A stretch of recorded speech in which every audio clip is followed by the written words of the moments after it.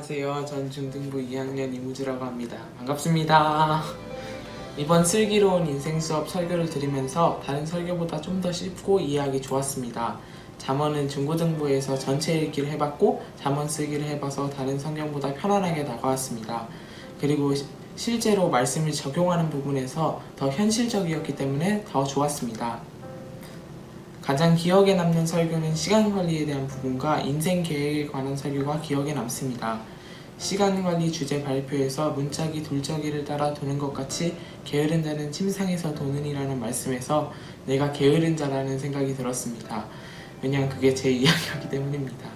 설교를 들으면서 찔리는 부분이 많았고 게으른 부분들을 생각해보면서 이대로는 안 되겠구나 라는 생각이 들었습니다.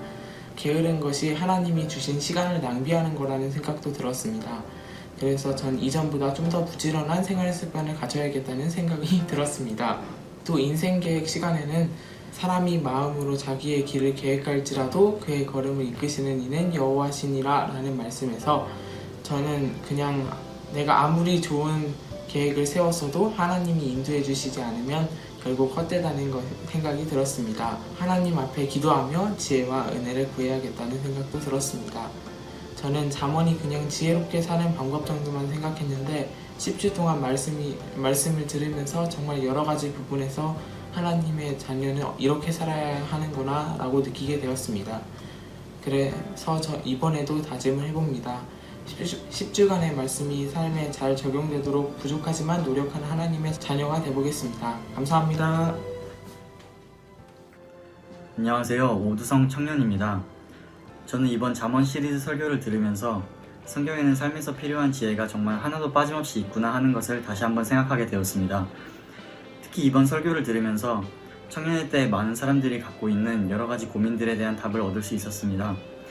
대학생이나 직장인이나 모두 익숙해져 있는 음주 문화에 대해서는 제 몸이 하나님의 거룩한 성전임을 기억하고 성령 충만함으로 몸과 마음을 지켜야겠다고 생각했고, 코로나로 인해 대두되어진 돈에 대한 관심, 특히 불로소득에 대한 부분에서는 시류에 편승하지 않고 그것을 불안해하는 것이 아니라 맹목적으로 돈을 쫓는 태도를 버리고 하나님을 더욱 신뢰하며 하늘의 보물을 쌓아야겠다고 생각했습니다. 또한 분노에 대한 말씀은 화내지 않으면 지는 것이라고 생각하며 끌어오르는 감정을 그대로 표출하곤 했던 저에게 큰 반성의 계기가 되었습니다. 예수님을 믿는다고 하면서 정작 그분을 마음의 중심에 두지 못했다는 생각에 부끄러움을 느꼈습니다. 그래서 유순한 언어 습관과 태도를 갖춘 진정으로 온유한 사람이 되어 세상에 예수님의 모습을 더욱 드러내야겠다고 생각했습니다.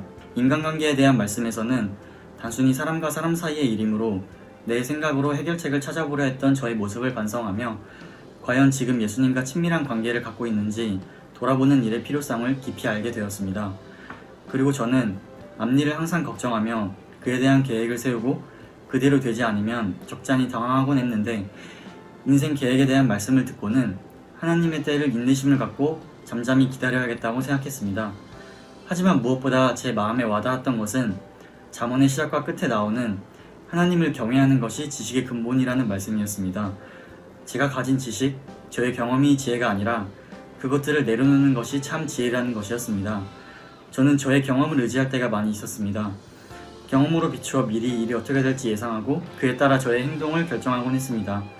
그래서 때로는 고집을 부리기도 했고 쉽게 포기하기도 했습니다.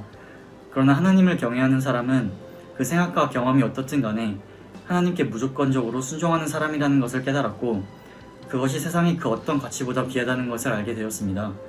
저는 다른 것은 얻지 못하더라도 지혜로운 사람이 되고자 합니다. 그러나 그동안 가져왔던 삶의 양식을 버리기는 쉽지 않다고 생각합니다. 그렇기에 더욱 기도로 구하려고 합니다. 제 생각과 경험을 내려놓고 진정으로 하나님을 경외하는 지혜로운 사람이 될 수 있기를, 세상의 그 어떤 지식도 하나님 앞에서는 어리석은 것임을 알고 아이와 같은 마음으로 하나님께 나아가기를 소망합니다. 청년의 때에 살아가면서 꼭 필요한 지혜의 근본이 무엇인지 이번 설교를 통해 알게 해주신 하나님께 감사를 드립니다. 안녕하세요. 저는 세종산업목자교회 박진영 목사입니다. 오늘 유초동부 담당으로 우리 아이들에게 훈계 너 누구니? 라는 말씀으로 우리 아이들과 함께 말씀을 나누고자 합니다. 지금부터 간단한 활동을 하려고 해요. 우리 PPT를 한번 볼까요? 스마트폰으로 땡땡땡을 할 수 있다. 빈칸에 들어갈 가장 적합한 단어는 무엇일까요? 여러분들이 생각하는 답을 말해볼까요? 그래요. 스마트폰이 있으면 친구랑 연락할 수도 있고 게임할 수도 있는 것 같아서 참 좋은 것 같아요. 궁금한 내용을 검색해 볼 수도 있고 좋아하는 영상을 볼 수도 있어요. 또 수업을 참관하거나 아니면 예배를 드릴 수 있기도 해요. 스마트폰이 없으면 일상생활에 너무 어려움을 겪을 정도로 우리는 스마트폰을 다양하게 사용하고 있는 것 같아요. 그런데 스마트폰이 우리에게 꼭 좋은 영향만 주나요? 그렇지는 않아요. 스마트폰을 너무 많이 사용해서 시력이 나빠질 수도 있고 또 스마트폰에 중독돼서 스마트폰이 없으면 불안해하는 증상을 보이는 경우도 있는 것 같아요. 우리나라 핸드폰 사용자 가운데 약 95%가 sa용하는 스마트폰은 우리의 삶에 좋든 나쁘든 다양하게 영향을 끼치고 있다고 해요. 그런데 스마트폰만큼이나 아니 그보다 훨씬 더 강력하게 우리에게 영향을 끼치는 것이 있어요. 저는 그것이 사람이라고 생각을 해요. 비록 다 느끼지 못할지라도 우리는 만나는 사람들의 행동이나 말에 큰 영향을 받고 있어요. 나도 모르는 사이에 주변 사람들의 행동과 말을 흉내내기도 하고 그들의 모습을 닮아가기도 해요. 서로 영향을 주고받기 때문에 이런 일들이 일어나는 것 같아요. 그래서 우리가 살아가는 모습은 굉장히 중요합니다. 예수님을 소망으로 삼고 사는 우리 모습이 다른 사람에게 여러 가지 영향을 미치기 때문에 그래요.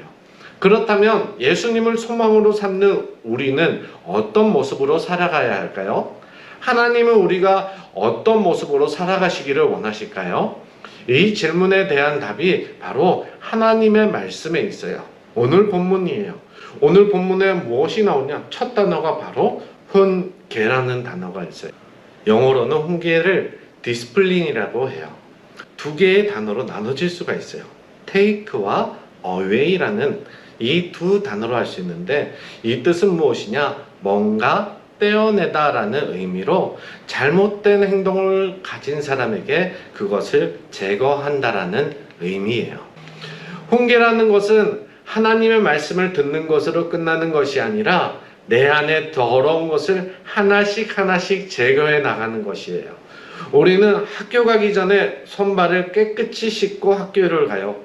그런데 우리는 친구들과 수업을 듣고 놀면서 손에 하나씩 하나씩 묻기 시작해요. 어느덧 학교가 마치고 집에 들어가 보니 손은 어떻게 되죠? 시커멓게 변하게 있어요. 이 시커먼 손으로 뭐가 묻어 있죠? 세균과 더러운 것들이 묻어 있는데 그런데 우리가 이 손을 가지고 밥을 먹거나 다른 사람을 만지게 되면 우리는 병에 걸리거나 아파할 수도 있어요. 그때 우리는 비누를 가지고 손을 깨끗하게 씻으면 우리는 건강하게 살아갈 수도 있습니다. 그런데 훈계도 마찬가지예요. 하나님의 말씀은 우리를 자라나는데 세상의 악하고 더러운 것을 하나씩 하나씩 떼어내어서 온전하게 하나님의 말씀을 따라갈 수 있게 자라날 수 있게 해주셔요. 그래서 19절은 이렇게 이야기를 해요. 내 아들아 너는 듣고 지혜를 얻어 내 마음을 바른 길로 인도할지니라. 아멘. 그래서 훈계는 책망과 경고란 뜻이 있어서 우리가 잘못된 말과 행동에 대해서 바로 잡아주는 역할을 한다는 것이에요. 우리는 그래서 훈계를 들어야 합니다. 마가복음 8장 33절에 이렇게 얘기합니다. 예수님께서 돌이키사 제자들을 보시며 베드로를 꾸짖어 이르시되 사단아 내 뒤에 물러가라. 내가 하나님의 일을 생각하지 아니하고 도리어 사람의 일을 생각하는도다 라고 말씀하셨어요. 예수님은 베드로를 꾸짖으신 것이 문제가 아니에요. 그것은 사람을 세우기 위해서 훈계를 주셨다라는 것이에요. 우리 친구들, 부모님이 우리 친구들에게 훈계를 하셨을 때 어떤 마음을 가지고 있었나요? 어려운 마음을 가지고 있었나요? 그런데 그 말씀들은 우리 친구들을 바로 자라기 위한 그 말씀이라는 것을 기억했으면 좋겠어요. 이 세상에서 내가 홀로 있을 때 나를 가장 사랑해 주시는 분은 누구냐? 바로 우리 부모님과 예수님밖에 없어요. 그래서 우리 친구들 하나님의 사랑을 잊고 언제나 하나님 말씀대로 바른 길을 가는 우리 친구들 되길 소망합니다.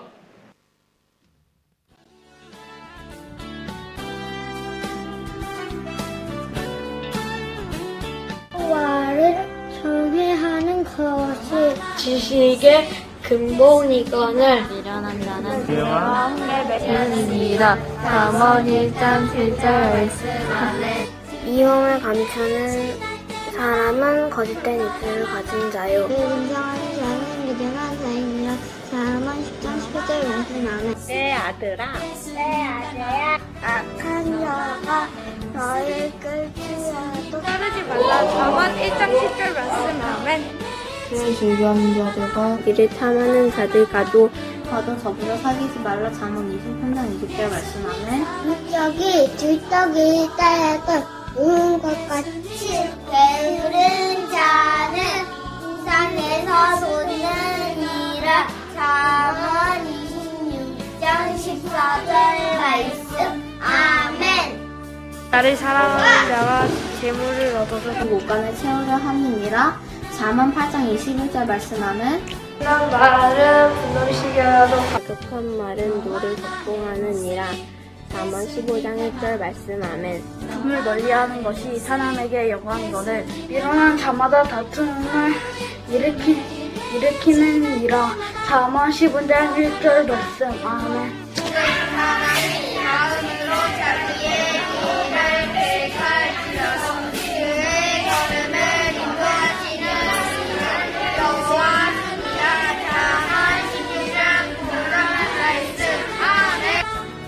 고운 것도 거짓되고 아름다운 것도 헛되나 오직 여호와를 경외하는 여자는 칭찬을 받을 것이라.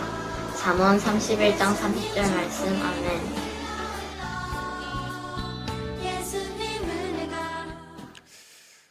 네, 이어서 함께 말씀 나누도록 하겠습니다. 오늘은 릴레이 설교로 우리 박지원 목사님께서 훈계의 정의에 대해서 말씀해 주셨고, 저는 훈계를 받아들이는 자세, 우리 자녀들의 입장에서 이 훈계를 어떻게 받아들일 것인지에 대해서 잠시 나누도록 하겠습니다.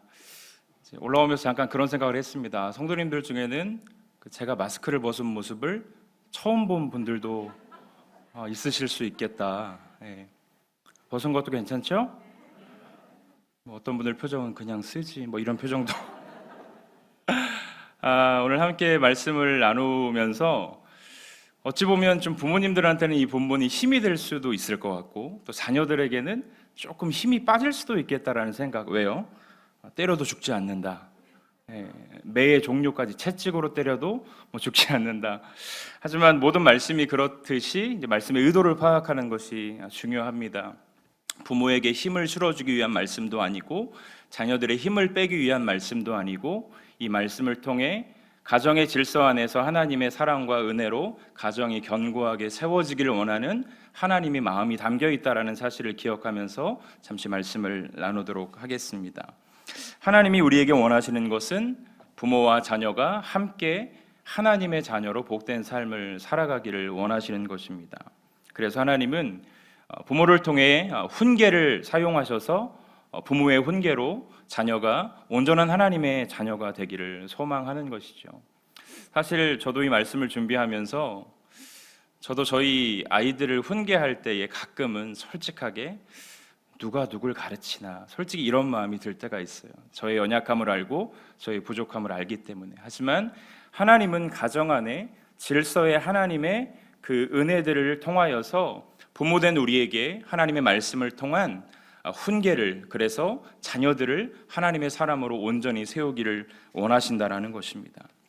왜 훈계하시는가? 우리는 이 신앙의 질문 앞에서 왜의 문제를 해결해야 됩니다.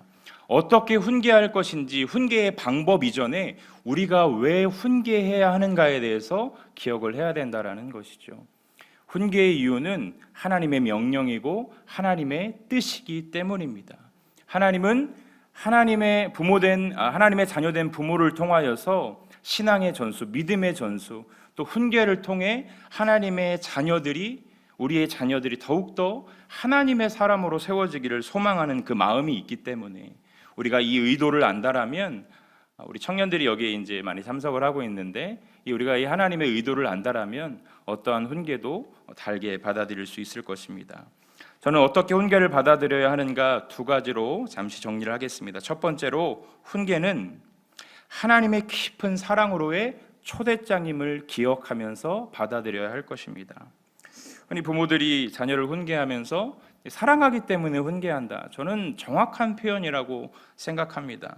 물론 요즘은 잘못된 사랑으로 인하여서 눈살을 찌푸리게 하는 부모 자녀의 관계도 간혹 매스컴을 통해 비춰지기도 하지만, 사랑하기 때문에 여러분, 모르는 아이에게 훈계할 이유도 없습니다.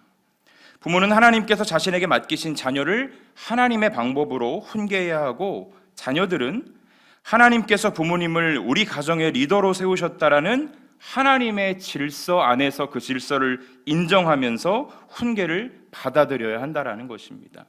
누구를 훈계하고, 훈계라는 표현보다는 가정 안에서는 혼낸다라는 표현이 더 익숙할지도 모르겠어요.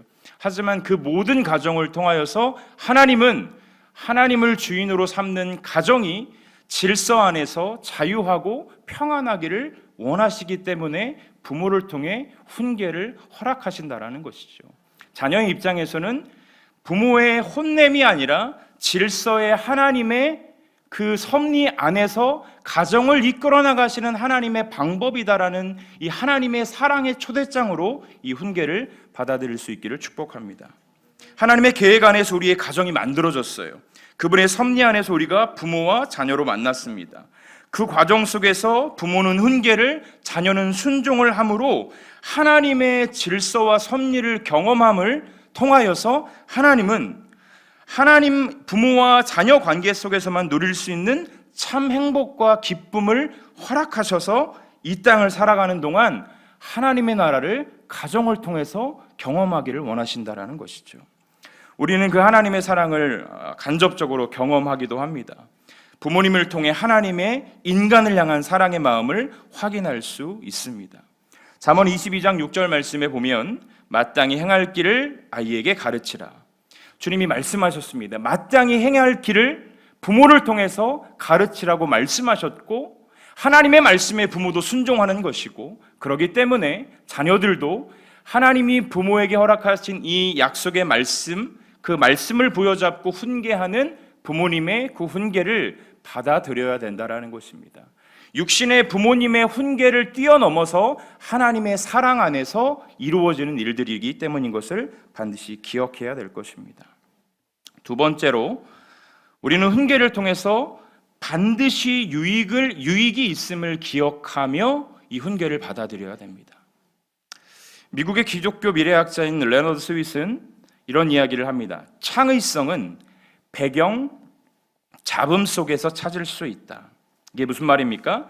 바로 불만 속에 해답이 있다라는 거예요. 무슨 의미냐면, 그는 그래서 기업의 성공 방법을 예로 들면서 기업의 혁신은 소비자의 불만으로부터 나온다라는 이야기를 해요. 소비자의 불만에 귀를 기울이고 제대로 반응하는 시스템이야말로 기업을 성공으로 이끄는 지름길이다라고 이야기를 하는 것이죠. 마찬가지라고 생각합니다. 여러분, 아무리 나를 사랑하고 위해서 하는 훈계라 할지라도 사실 훈계를 즐겨 듣는 사람은 없습니다. 저도 그랬던 것 같아요. 아무리 부모님이 좋은 말씀을 해주셔도 사실은 이쪽 귀로 들어가서 자연스럽게 이쪽 귀로 나왔던 경험들이 저에게도 있었던 것 같습니다. 하지만 우리가 기억해야 될 것이 있습니다.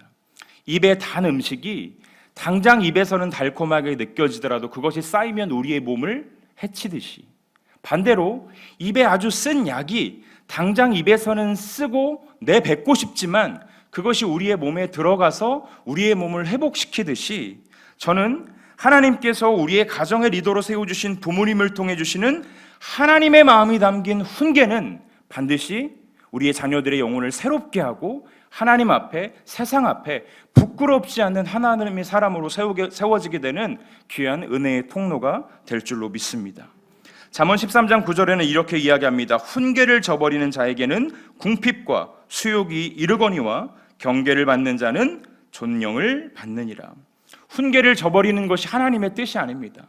여러분, 우리가 단순히 지금 부모 자녀 교육을 이야기하는 것이 아니라 하나님의 말씀은 우리에게 무엇을 요구하는가를 이야기하고 있습니다. 하나님께서 부모에게는 마땅히 자녀에게 행할 길을 가르치라라고 말씀하셨고, 자녀들에게는 그 훈계를 들어야 된다라고 우리에게 말씀하고 있습니다. 말씀을 마무리하면서 지금 이제 올림픽 기간이지 않습니까? 어제 재밌게 또 때로는 실망스럽게 경기를 보신 분도 있으실 텐데, 여러분, 훈련이 힘들다고 코치진들의 간섭이 싫다고 가슴에 달린 태극마크를 포기하는 사람은 없을 것입니다. 왜요? 그 태극마크가 가지고 있는 영광이 있기 때문에, 또 그것을 따내기까지 고된 훈련이 있었기 때문에 그것들이 듣기 싫다고 포기하는 자들은 없을 것이라는 것입니다. 저는 그런 생각을 해봅니다. 부모님의 훈계를 반판 삼아서 우리의 자녀들이 하나님 나라의 국가대표가 돼서 이 땅을 승리하며 하나님의 자녀로서 복된 삶을 살아간다라면 우리에게 주시는 이 훈계를 뛰어넘는 하나님의 사랑이며 신앙과 삶의 참된 유익임을 우리가 경험하게 될 줄로 믿습니다. 저와 여러분 안에, 또 우리 자녀들 안에 이 훈계를 통해 한 단계 더 하나님 앞에, 그리고 사람 앞에 존귀하고 사랑받는 사람으로 세워질 수 있기를 주님의 이름으로 축원합니다.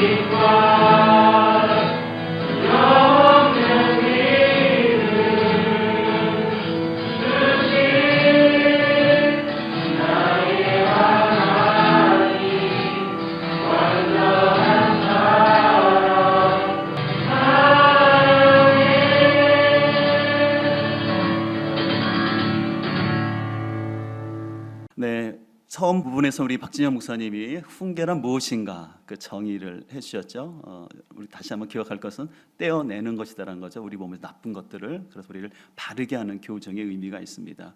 두 번째 시간에는 우리 이종희 목사님을 통해서 우리 학생들 입장에서 어떻게 훈계를 받아들여야 할지 그 태도에서 말씀을 나눴는데요. 저는 이제 부모들의 입장에서 어떻게 자녀를 훈계해야 할지 함께 말씀을 나누도록 하겠습니다.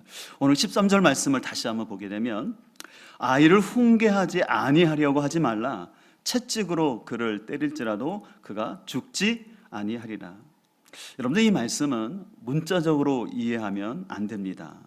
오늘 본문의 말씀은 문자적으로 그대로 이해한 게 아니라 훈계에 대한 강조의 말씀입니다. 여러분, 간혹 미국 영화 같은 데 보면은 그 아버지들이 자녀들을 훈계할 때 아이들을 침대에 눕혀놓고 허리띠로 이렇게 때리는 모습이 나와요. 그건 왜냐하면 미국 사회에서는 이 말씀을 그대로 문자적으로 해석함으로 이런 자녀 훈계 방법을 사용했습니다. 하지만 오늘 본문은 사랑하는 자녀를 향한 훈계의 필요성을 강조한 것이지 무분별하게 또 폭력적인 체벌을 옹호하는 말씀이 아닙니다. 그렇다면 우리가 어떻게 자녀를 훈계해야 될까요? 훈계에서 저는 제일 중요한 것은 뭐냐면 적절한 수준과 타이밍을 갖는 것입니다. 그런 의미에서 신명기 6장 7절은 이렇게 말씀합니다. 자녀에게 부지런히 가르치며 집에 앉을 때나 또한 길을 갈 때나 누워 있을 때나 일어날 때나 언제든지 가르칩시오라고 얘기하고 있어요. 이 부지런이라는 단어는 제가 예전에도 설명했는데 어려서부터라고 말씀을 드렸죠. 그래서 훈계가 좋은 효과를 내려면 어려서부터 해야 된다는 거예요. 그리고 때에 맞게 훈계를 하라는 것입니다. 그래서 특별히 훈계는 적절한 시기가 필요하는데 특별히 매를 통한 훈육은 이제 자의식과 선악을 분별할 수 있는 3살 때부터 가능합니다. 그 전에 어떤 체벌은 의미가 없는 거죠. 그래서 어디까지 할 수 있느냐? 학자들마다 틀리지만 사춘기 전까지는 가능하다라고 얘기를 합니다. 반대로 말해서 너무 어리거나 또 한참 사춘기를 있는 자녀에게 물리적 체벌을 하는 것은 오히려 역효과를 낼 수가 있기 때문에 지혜롭지 못합니다. 그래서 여러분들 잘 아시는 에베소서 6장 4절은 우리에게 이렇게 교훈합니다. 또 아비들아 너희 자녀를 노엽게 하지 말고 오직 주의 교훈과 훈계로 양육하라는 것이죠. 그래서 노엽게라는 단어는 뭐냐면 자녀의 마음에 상처가 생기게 쓴뿌리가 나도록 그렇게 하지 말고 예수님의 마음을 가지고 가르치라고 권면하고 있습니다. 그런데 오늘날 부모들이 자녀들을 훈계할 때 나타나는 가장 큰 2가지 극단적인 반응인데 그것은 뭐냐면 너무 훈계하지 않냐고 방치한다는 것입니다. 또 반대로는 너무 폭력적으로 또 부모의 감정에 따라서 자녀들을 훈계하는 모습을 볼 수가 있습니다. 그래서 오늘날 세대 가운데는 자녀들이 하나밖에 낳지 않습니까? 그래서 우리 자녀들 기죽이면 안 된다라는 그런 생각 속에서 식당이나 공공장소에서 자녀들이 무례한 행동을 해도 그것을 가만히 방치하는 모습을 볼 때 아마 여러분들 많이 아쉬움을 느끼지 않습니까? 그래서 우리 자녀들이 어렸을 때 실은 사회적 규범과 공동체 안에서 살아가는 법을 배워야 되는데 그게 부모로부터 배워야 되는데 그것을 제대로 받지 못하고 오히려 과보호를 받은 아이들은요 오히려 학교 생활 가운데 우리가 흔히 말하는 왕따를 당해요. 이 왕따 문제에 대해서 여러 전문가들의 저도 책들을 보지만 그 아이가 갖고 있는 문제가 있다라는 거예요. 그렇기 때문에 우리가 이것을 잘 분별할 필요가 있습니다. 또 반대로 자녀를 부모의 너무 높은 수준을 가지고 자꾸 힘들게 하는 것도 합당하지 않습니다.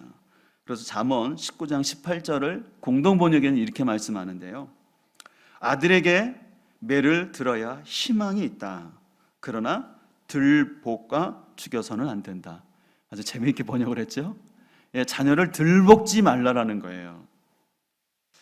혹시 여러분들 부모 중에서는 자녀들에게 자꾸 끊임없이 이거 해라 왜 안 하니 빨리 안 하니 자꾸 그렇게 해서 자녀들을 들볶지 말라라고 성경은 말씀합니다. 여러분 그런 의미에서 제가 말씀드렸죠. 잔소리란 옳은 얘기를 기분 나쁘게 하는 것이다. 그래서 우리가 잔소리가 지혜롭게 해야 되겠죠. 그래서 우리는 자녀를 훈육함에 있어서 먼저 기억할 것은 훈육은 적절한 수준이 필요하다는 거예요. 그리고 타이밍이 중요하다는 것이죠. 그럼 한 걸음 더 나가서 좀 더 구체적으로 어떻게 자녀들을 훈육해야 될까요? 제가 3P 원리를 가지고 P자로 시작하는 영어 단어 3가지를 통해서 함께 원리를 살펴보고자 하는데 첫 번째는 뭐냐면 개인적, 퍼스널로 하라는 것입니다. 사도행전 20장 31절 보면 그러므로 여러분이 일깨어 내가 3년이나 밤낮 쉬지 않고 눈물로 각 사람을 훈계하던 것을 기억하라라고 말하고 있습니다.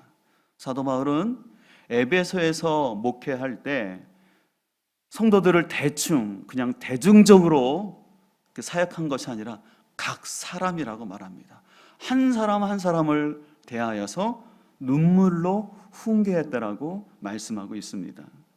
그런 의미에서 우리 부모들이 자녀를 훈계할 때는요, 형제나 다른 사람들이 보는 앞에서 공개적으로 야단치는 것은 조심을 해야 합니다. 또 연대 책임으로 해서 예를 들어서 오빠가 잘못한 걸 가지고 동생까지 혼내든지 아니면 동생이 잘못한 걸 가지고 또 그 형이나 언니, 누나 이렇게 혼내는 것들은 실은 지혜롭지는 못합니다. 특별히 여러분들이 때로는 어떤 공개적으로 야단칠 때도 있어요. 그러나 이것이 자녀에게 수치심을 주거나 또 자녀가 자신의 잘못이 무엇인지 알지 못하는 상황에서 그냥 사람들 앞에서 그 아이를 윽박지르고 그냥 혼을 내게 되면 오히려 그 아이가 반발심만 가질 수 있습니다. 그래서 우리는 훈계라는 것은 공개적으로 할 때도 필요하지만 또 개인적으로 할 때가 있기 때문에 잘 분별하셔야 됩니다. 특별히 중요한 것은 그 아이를 개인적으로 훈계할 때 이 부모가 눈물을 흘리는 심정을 가지고 그 아이의 영혼을 주님 앞에 세우고자 하는 그 진실한 마음을 가지고 개인적으로 그 아이를 훈계해야 된다는 것입니다. 두 번째 P가 있는데 그것은 구체적으로 실제적으로 훈계를 하는 것입니다. 갈라디아 2장 11절은 이렇게 말씀하는데요.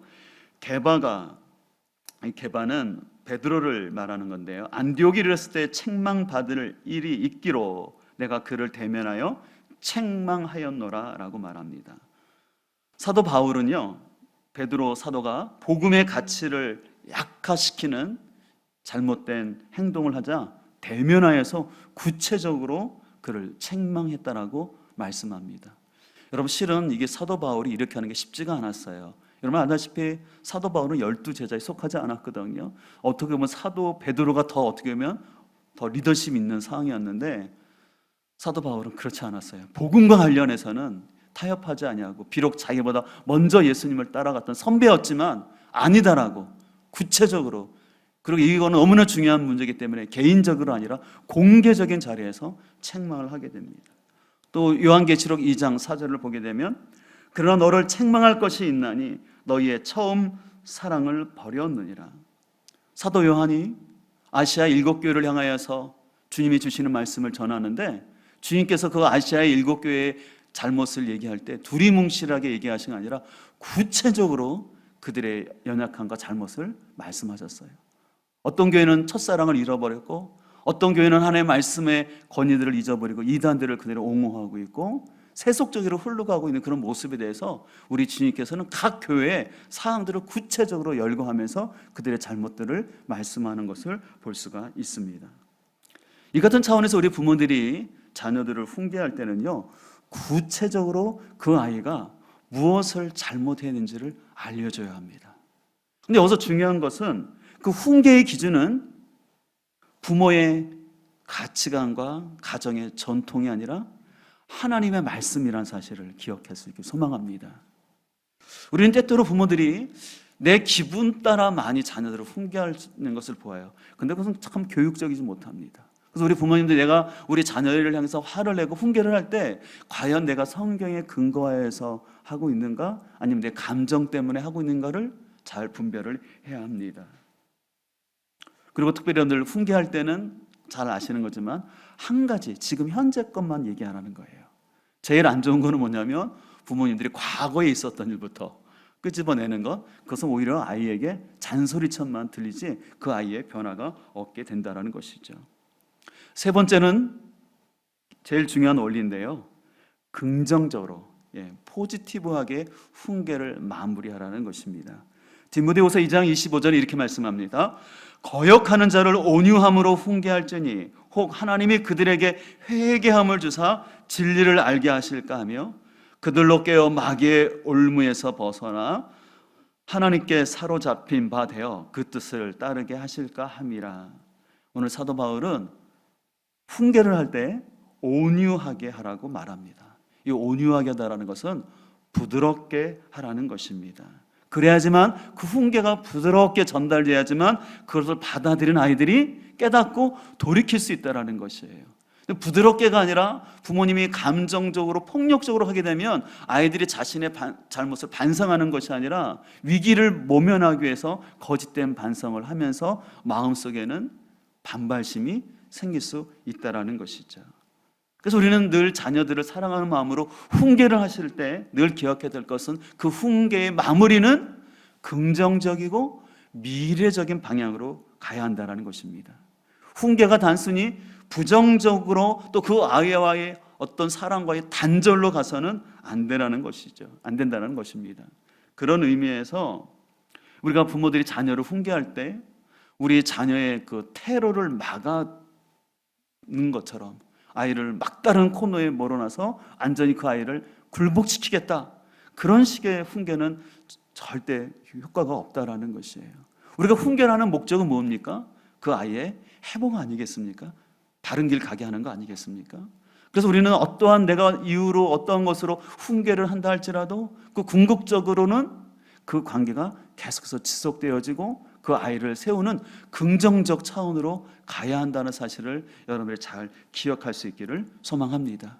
비록 여러분의 자녀가 명백한 잘못을 했을지라도 훈계의 목적은 자녀의 회복이라는 사실을 여러분들이 잘 기억할 수 있기를 소망합니다.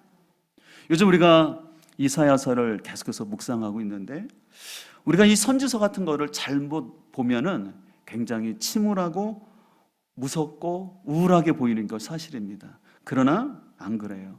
선지서를 보면 볼수록 거기서 하나님의 사랑을 깊이 느끼게 됩니다. 사랑하시기 때문에 심판하시나 구원하시는 하나님. 하나님의 심판은 결코 심판으로 끝나지 않는 거예요. 심판하는 이유는 우리를 사랑하시기 때문에, 구원하시기 때문에 하나님이 심판하신 줄 믿습니다. 그렇기 때문에 부모에게 그 역할을 맡겨준 거거든요. 하나님 아버지의 마음을 가지고 내가 맡겨준 너희 자녀를 너의 감정이나 생각대로 하지 말고 그 아이를 친정을 회복하기를 원한다면 지혜로운 훈계를 하라는 것입니다. 어떻게 보면 요즘 세대 가운데 자녀들과 소통하기가 참 어렵습니다. 또 다 큰 자녀들, 부모의 말도 안 듣는 그런 상황 속에서 자녀들을 훈계한다는 것이 쉽지 않습니다. 그러나 그럼에도 불구하고 우리가 주님의 마음을 가지고 우리 자녀들을 계속해서 사랑 가운데 훈계하며 나아갈 수 있기를 소망합니다. 이 시간 그런 의미에서 우리 오시창 집사님 가정에 간증을 드리려고 하는데요.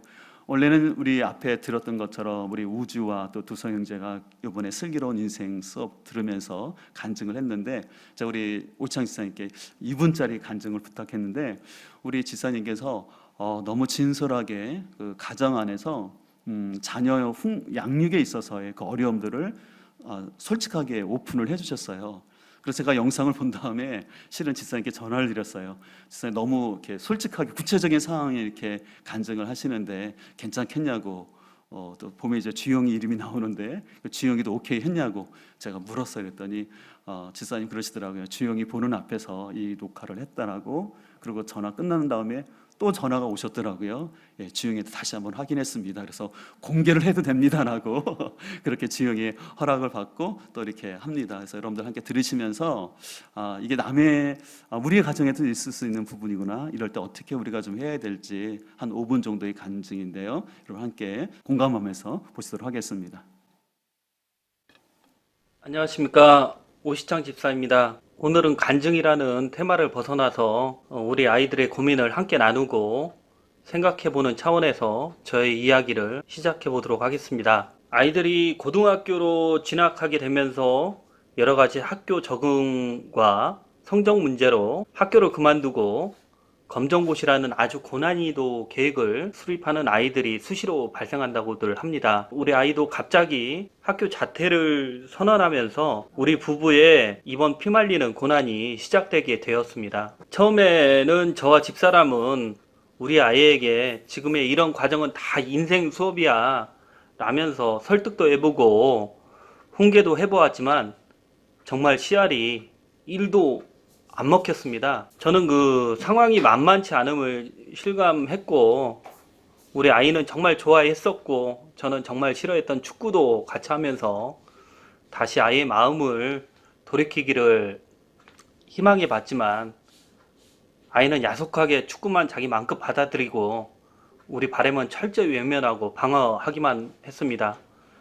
정말로 축구로 치면 국가대표 수준이었습니다. 이러면 안 되겠다고 판단해서 목사님께도 SOS를 요청하였고 목사님과 사모님의 카운슬링으로 아이의 마음이 조금씩 변하는 듯 했지만 이마저도 3일이 안 돼서 다시 원상태로 돌아가 버리게 되었습니다. 그때 상황에서 주영이가 정 원하면 학교를 그만두게 하고 원하는 대로 검정고시를 준비할 수 있도록 합시다 라는 마음이 우리 부부에게도 자리 잡히기 시작했습니다.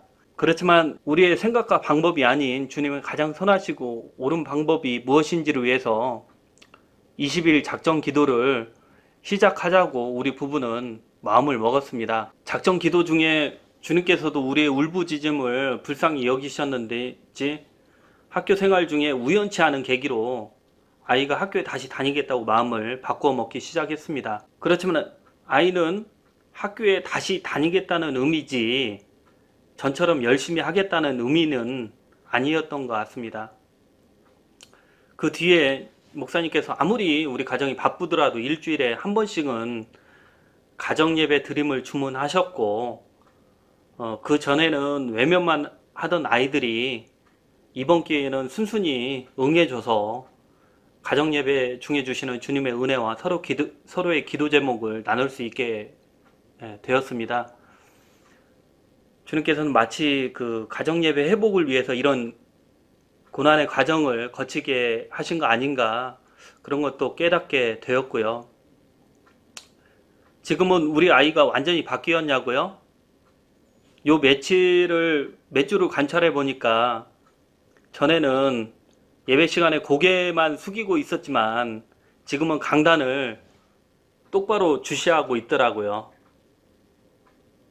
지금 완전히는 아니더라도 지금 노력하고 있음에 정말 감사하고 있습니다. 그리고 어제 가정 예배에서 우리 아이가 이런 고백을 했답니다. 나약한 멘탈에서 강한 멘탈로 바뀌게 해주심을 감사합니다 하면서 이런 마음이 일주일까지는 가게 해주세요 라고 기도하더라고요. 저희는 이런 모든 게 해결되었다고 생각지는 않습니다.